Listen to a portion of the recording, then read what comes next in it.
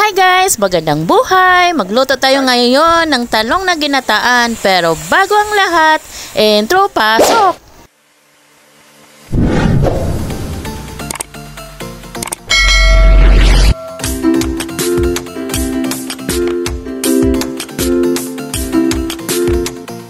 Una, lutuin natin muna ang mga ricado.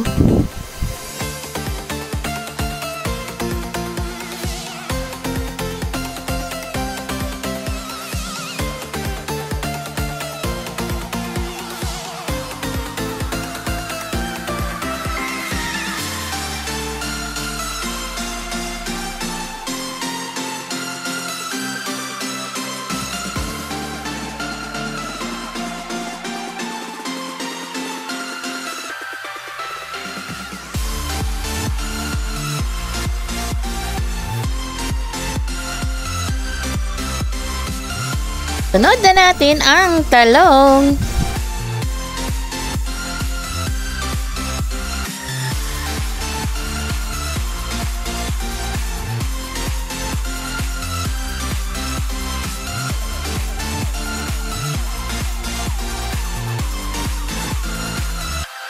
Alam nyo ba guys na ang talong ay napakasarap talaga, kahit anong luto natin dyan ay masarap talaga ang talong.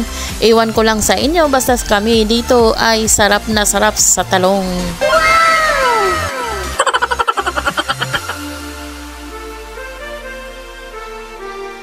Yan lang guys, mikos-mikos konti. Talagang kailangan natin imikos-mikos ni Insan. O hindi kamay ang mikos-mikos ni Insan. Hindi, panandok, charot. Ay, sisunod natin ang pangalawang gata para siya maluto talaga. Kasi kailangang lutuin yung talong bago ilagay ang unang gata. Sarap to guys, promise! Wow!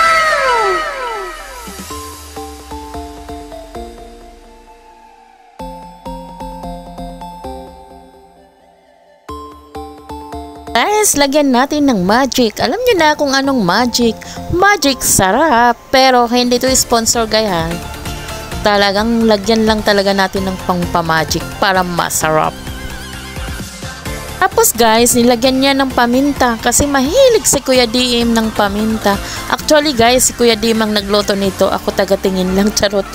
Iboy naman ang taga-video, kaya sabi ko sa kanila, try nyo nang mag-vlog-vlog para naman magkaroon kayo ng sariling channel. Ayan guys, ayan, di ba? Nakikita nyo naman, medyo kumatas-katas na siya. Ang sarap-sarap na tingnan. Talagang masarap naman talaga pag talong, di ba?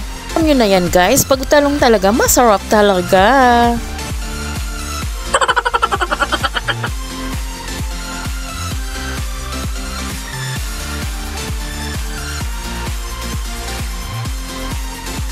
Guys, takpan muna natin ang talong. Ayan, binuksan na. Pagkatapos, ilagay na ang pangalawang gata. Kasi luto na siya, guys.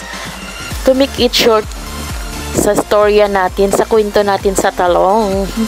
Kung paano niluto ni Kuya Dim ang talong. Ayan, guys. Masarap yan. Promise. Kaya, taob na naman ang ating mga kaldero nito. Hindi, charot pala. Kaldero lang namin mataob nito. Kasi nauubusan na ng kanin.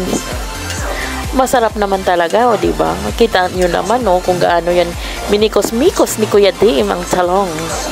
Yummy talaga yan. Kaya guys, tara na, kainan na. Sino pang walang ulam dyan, ayan, kuha lang kayo dito. At tikman ninyo ang talong na niluto ni Kuya Dim. Ayan si Kuya Dim, ayan, nagpakita na siya. Ayan guys, hanggang dito na lang.